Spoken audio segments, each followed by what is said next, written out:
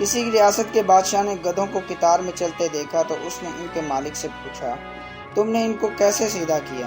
تو گدھوں کے مالک نے کہا، جو قطار توڑتا ہے میں اسے سزا دیتا ہوں۔ تو بادشاہ نے کہا، کیا تم میری ریاست میں امن قائم کر سکتے ہو؟ تو گدھوں کے مالک یعنی کمہار نے حامی بھر لی۔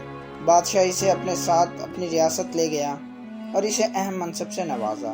اس کے چند دنوں بعد اس کے پاس ایک چوری کا مقدمہ لایا گیا تو اس نے فیصلہ کیا کہ چور کے ہاتھ کاٹ دو۔ جلاد نے ایک نظر وزیر کی طرف دیکھا تو کمہار کے کان میں کہا، جناب یہ وزیر کا خاص آدمی ہے۔ کمہار نے پھر کہا کہ چور کے ہاتھ کاٹ دو۔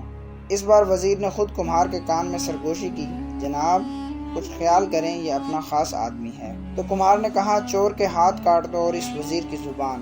نظام عدل ہے۔ حضرت علی کرم اللہ وجہ الکریم نے فرمایا، کفر کا نظام تو چل سکتا ہے مگر ظلم کا نظام نہیں چل سکتا۔ اور ہمارے ہاں عدل کا کیا معیار ہے؟ قاتل کی یہ دلیل منصف نے مان لی، مقتول خود گرا تھا خنجر کی نوک پر۔